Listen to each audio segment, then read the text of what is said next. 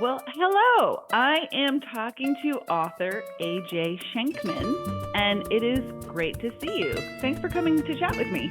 Thanks for having me. Yeah, I'm super excited because I love your new book, Franklin's Trees. Me So too. good. So I know you sent me very graciously a digital copy of the book to review before we had our interview, but I had to order the hard copy because it is so gorgeous. Oh, thank you. Oh, the artwork is amazing. So, okay, we'll get to Franklin. But first of all, this is not your first book. You have many other books. So, tell me a little bit about your background as an educator, a historian, and a writer. Well, I am a seventh grade social studies teacher, which is really, some would tell me, is an acquired taste.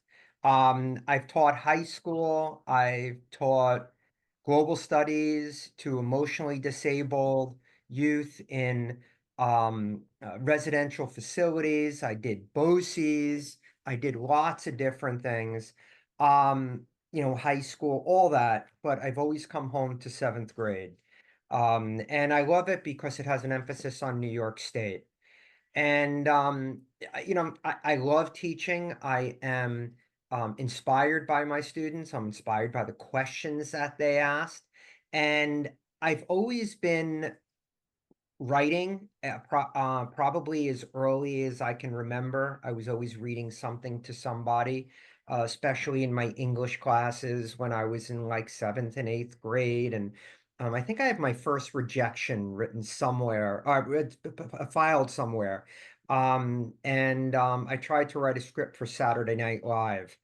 And they sent it back and said that they don't take unsolicited material. But it was okay. There were lots of rejections before I got something. And my first book was, I don't know, am I using the word right, an homage to Washington's headquarters, Newburgh. Mm-hmm. It's just lots of old pictures and high interest pictures with a little bit of text. And that's what pulled me in to Washington's headquarters in Newburgh, those 19th century pictures. But I also, as far back as I can remember, I mean, I love the Little House series. My mom and dad would wake us up early in the morning, my brother and myself and the dog, and we would go visit battlefields. And one of my earliest memories is going to FDR's mansion. And of course, the Dairy Queen is still there as well. And I was always interested in stuff like that. And so my second book was, what else? Washington's Headquarters Home to a Revolution, which was more a quote unquote academic version. It was more like, but it's more a history of the Hasbrook family who built it and welcomed Washington in 1782. Um, then I had a very difficult dog. She was part husky and part lab. I called her a huskador. And I get up at 5 o'clock in the morning to go out for a hike with her deep in the woods. And then I'd come back. And while I was waiting to leave to go to work, I'd give her a bone with cheese in it.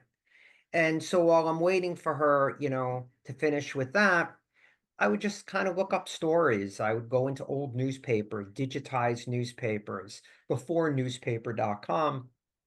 No affiliation. I'm not making any money off them, but I do use them.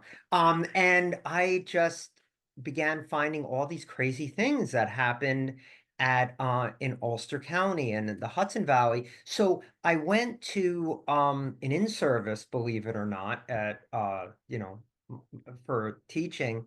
And I was bored at lunch and I was telling it, I believe it was the old director, he's not there anymore, at the Dorsky Museum at SUNY New Paltz. And I began telling all these stories. And he said, you should write a book. You should call it Gangs of, Ulster County.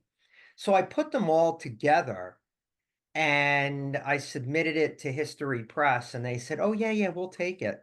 And Wicked Ulster, Tales of Gangs, Desperados, and More was born. And of course, people don't just like bad stories. They need a little murder and they need a little mayhem.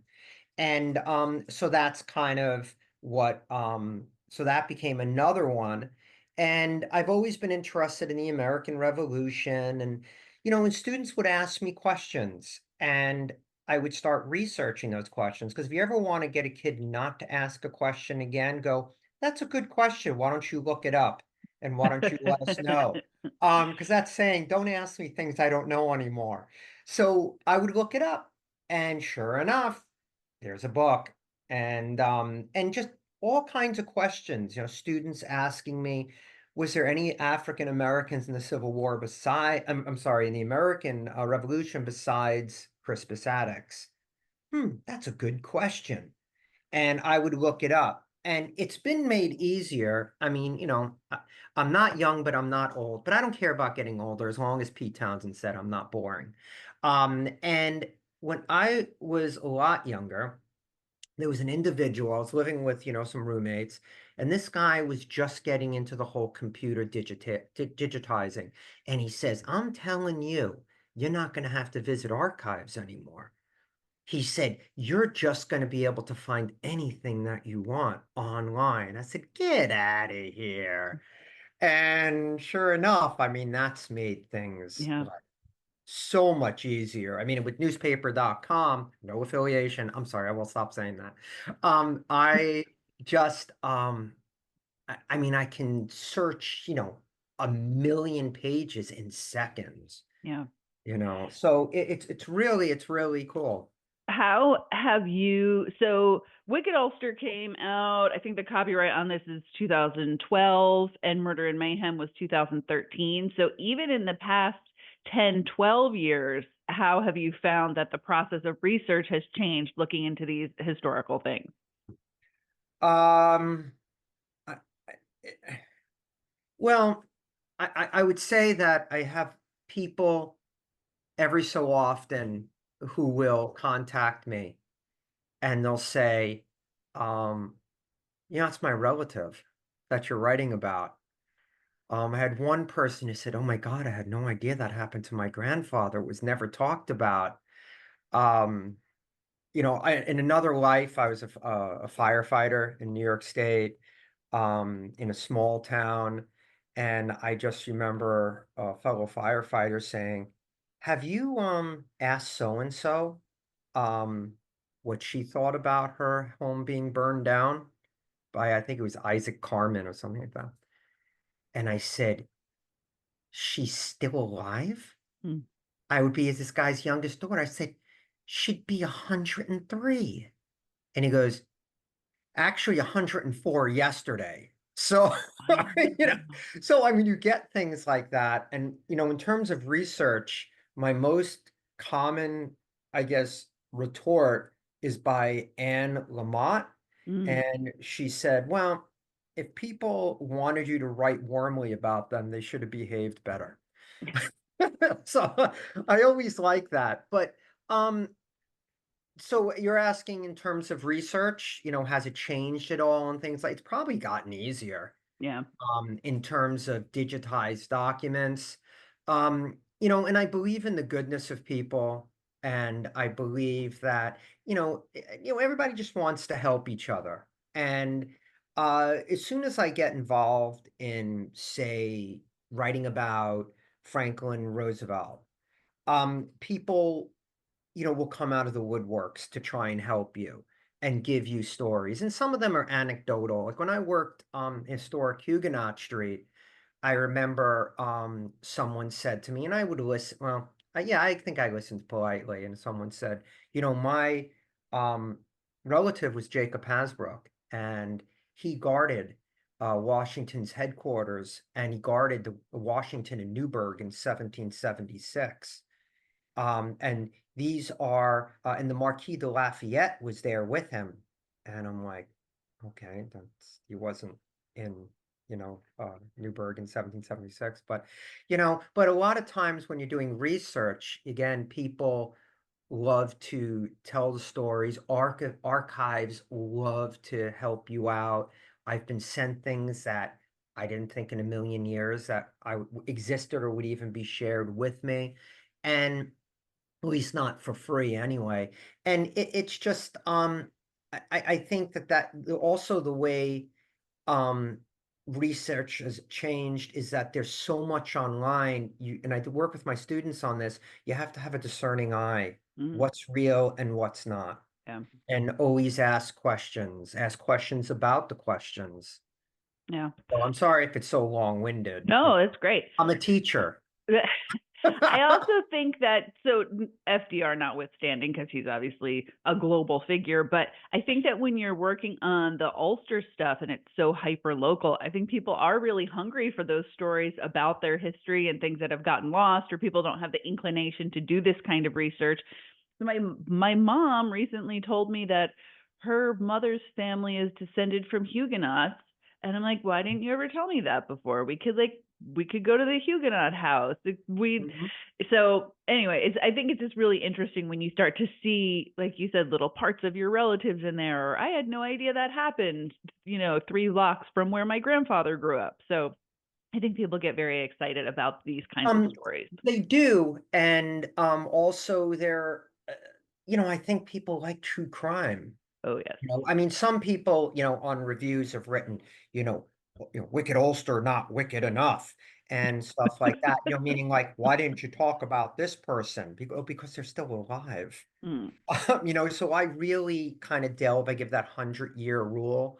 But it was kind of interesting to look in the New York Herald in 1870, and they proclaim Ulster County, and they said in the last 6 months, it has been the scene of no less than 4 cold-blooded and brutal murders, 6 suicides, and 4 elopements. wow. And what I love about the newspapers back then is they're almost like the Inquirer. And every time you get to the story changes and Yeah. names change. I mean, and there's a guy up in Ulster County Jail, where he's really, really inebriated. And he is knocking on the jail door. He wants to be let out. So they brought him in, things like that. Big Bad Bill, the Gardner desperado, who's not too far from here, and all his antics. I mean, he's like the Forrest Gump of this area. Um, and it's just, when he's, out in California, he absconds to California, and Sheriff Boyce goes and picks him up, the Ulster County Sheriff, and he says, and as and when he sees Big Bad Bill, he's there in jail, and he goes, "Bill, I'm here to take you back," and he jumps up from the cell and goes and hugs the sheriff. And he says, "Thank God you're here. There are really bad people here." Not realizing that he's one of those bad Right. people. And he goes, "Well, we're heading out back out east." And it was Christmas time. And he says, "Sheriff Boyce," he says, "there's no one else I'd rather be captured than by you. But can we go back to Ulster County in the spring? Because I smell the flowers and stuff." And you said, "No, get on the train." So it's like almost like this comedy of errors that's just so, so great. That's funny. The spring is great though. It's funny because you mentioned as a kid growing up, going to the FDR home and going to that Dairy Queen, which is still there. I was just there Yes, like yes. a week and a half ago. But so that Dairy Queen is extra special because it's like the harbinger of spring because they close in the Yes. wintertime. And so it's like spring day when Dairy Queen, they'll have a sign saying when they're reopening. And like, so the first day of Dairy Queen opening means like spring has sprung, the winter is behind us. So I have a soft spot for that Dairy Queen. And Hyde Park has such a small town quality. It's like Boston. Yes. Boston is a huge city, but it has such a small town quality to it. Yeah. So, okay. So I want to talk about Franklin's trees specifically. So you have this very famous FDR quote in here. All that is within me cries out to go back to my home on the Hudson River, Franklin once said. And it's this beautiful illustration of him here on his horse. I know it's not easy to see, but this sign on my bookcase is actually that quote. Oh, So great. yes, I love that so much. So as a teacher, it was natural for you to make the pivot to a children's book, right? But this is the first one that you've written that was specifically for children. Mhm. So, what was the inspiration at this time for Franklin's Trees? Well, this is when my kid, during interviews with like the Times Union and all that, he commandeers the interview because it was kind of written for him. It was, um, something when I'm no longer here for him to remember me and for him to, um, maybe read to his children one day. I mean, hopefully it's going to be a really long time because, he's, not even a teenager yet. But, during the lockdown during COVID, he kind of snuck to Valkill and we still snuck into FDR's, home. And I don't know if that was illegal. I didn't do it, and even if I did, I wasn't there. I'm sorry. But anyway, and he just said, you know, Dad, these two sites are my happy place. Mm. And then when everything opened up and there was a ranger at, there at the Springwood house, the big house. And he opened up the door, and I just remember my son going, "Oh, there's FDR." And I'm like, "No, that's a ranger." And Aw.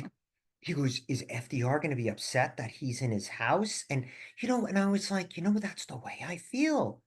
I feel like I'm just waiting for FDR to come out. Mm. It feels like the guy never left, and you're just going to visit Uncle Franklin, or Auntie Eleanor.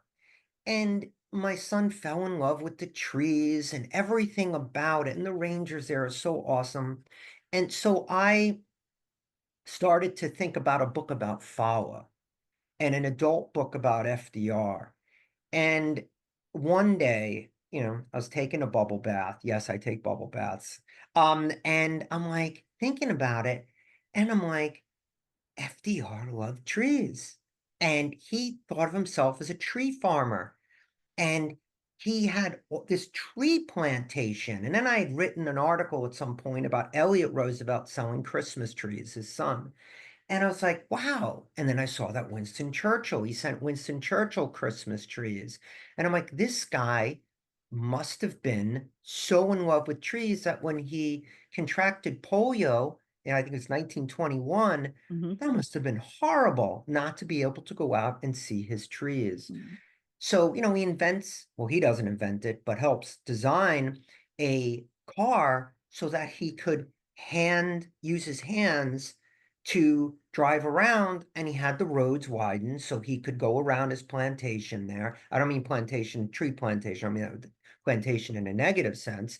And, and I like to think also that the trees around him are an inspiration. Even when his mother passes away in 1941, there's a comment that the largest oak tree on the property fell.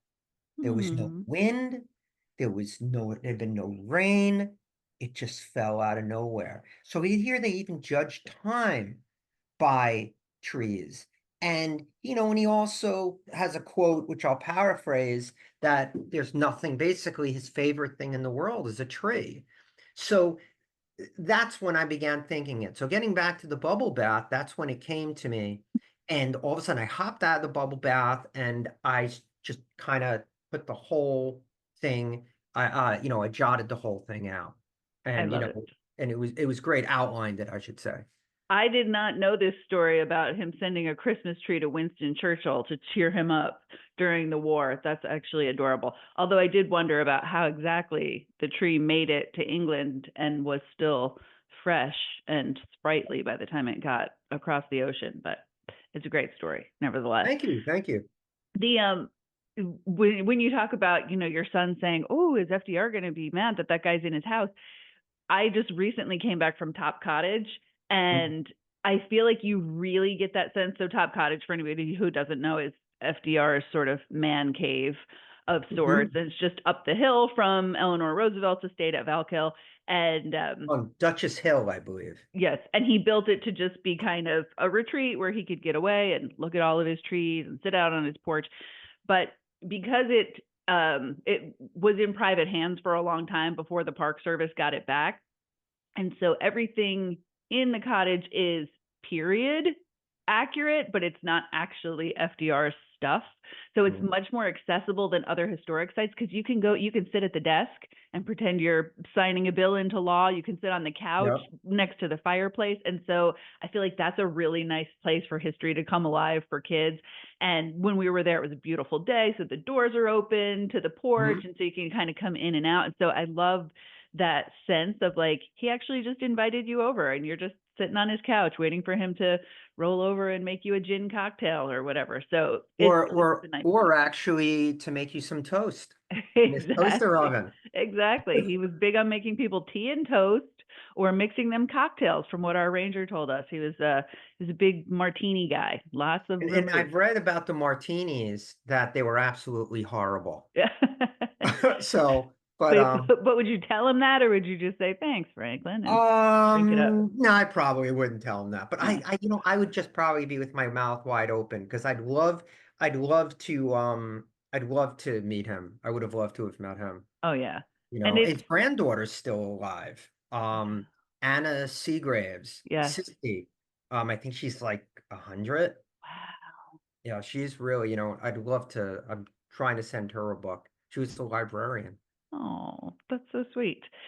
So the story is awesome. Did you have to do a lot of research? Did you spend a lot of time at the estate diving into their archives for this, or was the stuff that you were sort of familiar from a lifetime of looking into FDR? Um, I've read a lot on FDR.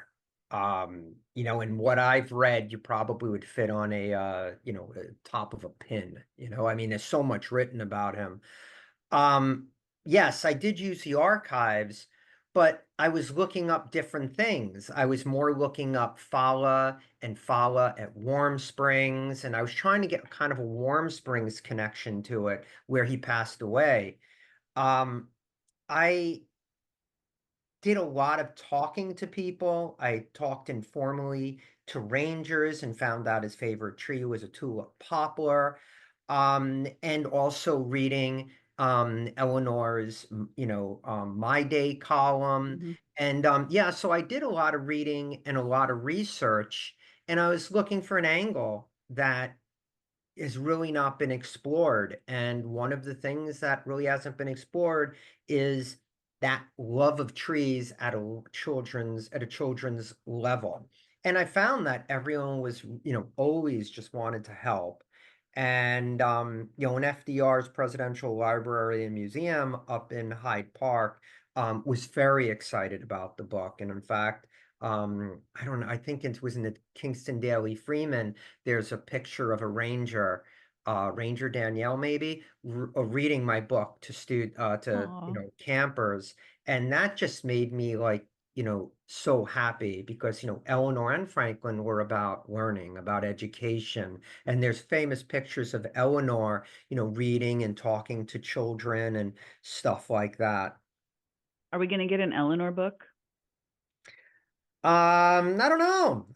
They've been asking me about a series, but so I've got to guess talk to my editor because I don't know, what have I done? I'm doing 4 books in like 2 or 3 years. I think I mean, I have another book coming out, which a different publisher, on Hispanic Americans in the American Civil War. Oh, I cool. like those aspects of things, those aspects. You see, I mean, I guess eh, as a growing up as a kid in Queens, I mean, I wasn't from this, rich family, I'm not a Rockefeller. I hear my mother saying, and hey, Mom, I need $5. What do you think I am, a Rockefeller? But I couldn't identify with a lot of these people like George Washington and stuff like that, and neither can my students. And I like to show the human sides of these people that you tend to forget, like with, to go in a different direction, like Abraham Lincoln. I mean, the man suffered. I mean, he lost children. He probably was, had, was a depressed guy. Mm. I mean, to bring those human aspects, that here you've got this president who, really helped us win World War II, guided us through the Dust Bowl, the Great Depression, and the guy just loved trees. It's, Yeah. and his house and his place is just so accessible. Yeah, it really is. But there's just another vote for an Eleanor book. I mean, Eleanor is the baddest of all the badasses. And what's the quote about so what's the quote about somebody else sends an army, but FDR sends his wife? Yes, yeah, yeah. I know the quote. I don't know exactly the quote, but I just when we used my son was a lot younger then, but when we used to go to Valkill, he had heard Eleanor speak, and he used to walk around Valkill going, "Hello, hello," like that. So, but because she did have a kind of a high-pitched voice, but oh, I love Eleanor. Well, she was very outdoorsy too, didn't she? Insist on putting in a swimming pool at Valkill, and she was a horsewoman, a pretty good Mhm. horsewoman. So I feel like there's lots of fun stuff there for kids to introduce them to And also there's Eleanor as well. Eleanor's walk, Yes. which is the walk she took, with Fala. And I mean, it's really funny too. I mean, with Fala, she had Fala and is it Tomas? And they were constantly escaping, and Fowler would just like disappear for days. And then she'd get a call from like, it was a kid who had said, "Hey, I think it's Fowler showed up at my door and he slept here the night." And we dropped him off at, the FDR mansion, which by then was, like, a national, site. So things like that would happen. When FDR was president, Fowler escaped, and they found him wandering around Washington, and he had a little tag that said White House as his address. I mean, Fowler is great. So finally, Eleanor just says, I got to do something with these two dogs. They're just getting it crazy all the time. So she only let one out at a time. Mm. So, and because when they were together, they would just constantly get into trouble. But other stories were really sad where, Eleanor talked about how Eisenhower came to visit Franklin's grave, and the siren when it was going, when they were driving down to the big house, Fowler heard it and just, lost his mind. He thought that his owner had returned. Aw. And in fact, when FDR dies of a cerebral brain hemorrhage 80 years ago this April, um, supposedly Fowler got so upset, crashed through the screen door, went up to the top of the hill, and just howled and didn't come back for Mm. a couple of days. Poor baby. So, yeah, I believe Mm. those sorts of things. But he's buried next to Frank. Mm-hmm. So sad. So tell me about Lauren Reese, because the illustrations in this book are so gorgeous that I want to buy another copy and cut them out with an X-Acto knife and frame them. So I'm a big cabinet of curiosities person. I have Buy 10 or feathers. 15 of them.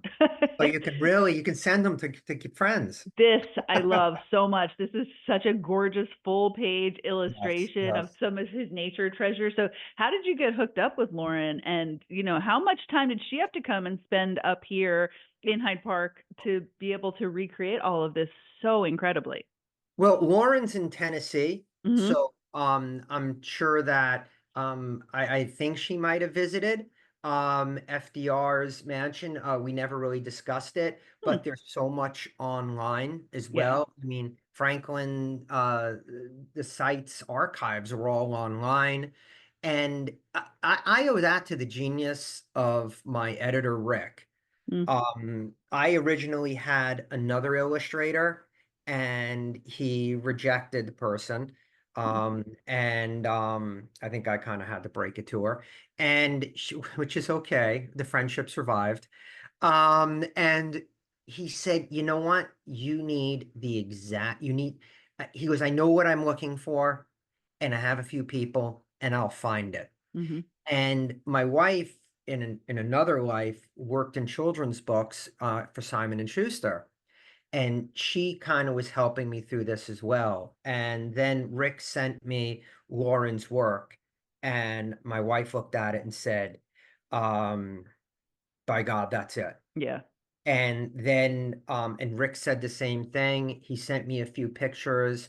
I sent them out to cadre of people I really trust, and they said, that is it. And Mm-hmm. what I've heard from people, especially at the New Deal gift shop at in Hyde Park, that the cover pulls you in. Yes. And Lauren's great. I mean, she's So great. great. Very, very, very, very talented. And I'm hoping that she'll continue to do my other books Yeah. I'm as obsessed well. with her. I mean, the likeness of Oh yeah. Franklin here, I mean, she nailed it. And then all the little cozy details. Oh You're my in his God, did she? bedroom. I mean, she is perfection. I'm So, sure if I'm wondering if if you wrote to Muddy Boots, they might actually I don't know if they sell copies of those pictures. mm, I don't know. But I mean because I mean I mean it's my own book, but I love it. I yeah, love it. it's incredible. She's super talented. So, all right, I'm going to ask you just a couple fun book nerd questions because this is what I do.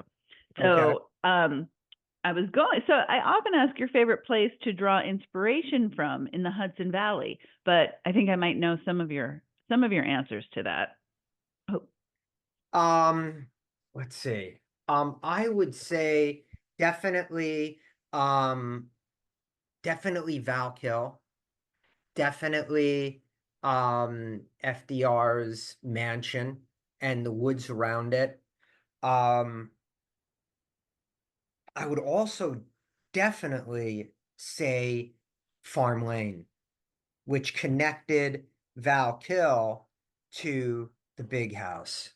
And even though the Moses Smith house isn't there anymore, um, I still imagine FDR, except talking to him, because FDR was one of these guys that, he'd be driving down what is Violet Avenue and he'd see a bunch of people and just stop and start talking to them you know what do you think of this, what do you think of that? He was so down to earth for someone who had so much money. And Eleanor and a lot of other people have always said that the suffering through polio did that for mm, him, that made him uh that it gave him that humanness of struggle. yeah. Also, what's really beautiful is that I was just in the Beatrix Ferrand Garden at Hmm. Belfield. That's Yeah, very beautiful too. I would love to know more about Beatrix Ferrand as I well. think when I was a little boy that was the visitor center. I think so too. Yeah. That seems familiar. But the bookshop there is great at the FDR home. I Unreal. mean, I went a little nuts in there. The candles and cards and Yeah. bookmarks and postcards and pins. It's great. I Really good wear one stuff. of the shirts to my book signing, the one with the trees, and I think Mm, nothing as wonderful as a tree or something like that. that's so great.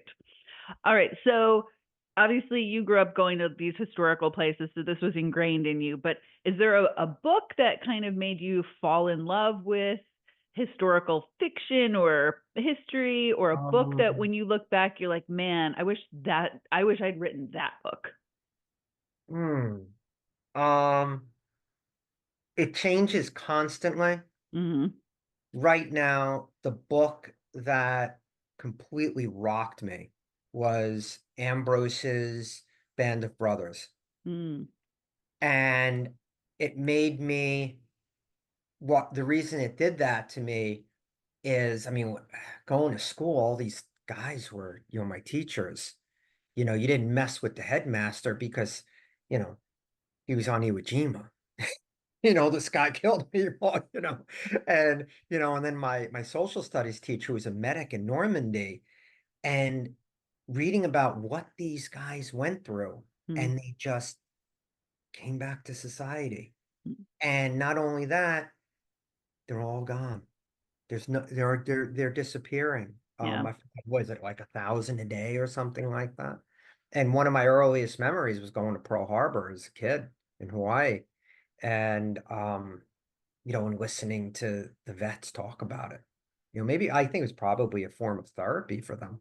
Yeah. Absolutely. All right. Is there do you have a favorite biography? Oh God, favorite biography. Mm-hmm. Um, it's not really a biography, but it kind of is. The book that made me cry for almost 2 days was a book called Joe Two Trees. Hmm.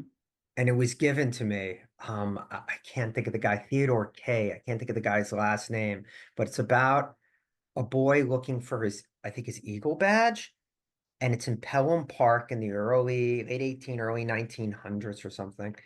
And he finds this Algonquin Native American, and the guy lives there, and he is dying. And he takes this kid under his wings, and he says, "I'm the last Algonquin." Hmm. And, it kind of reminds me of Ishi, the last Californian. And he, later on, they said, we didn't have the heart to tell him that the Algonquin Reserve was not too far north from here. But he says to this boy, "I'm telling you my story because as long as you tell my story, I will always live." And that kind of sums up why I tell stories. And Hmm. I love telling stories of those people whose only testament to life is a headstone or a Hmm. newspaper article.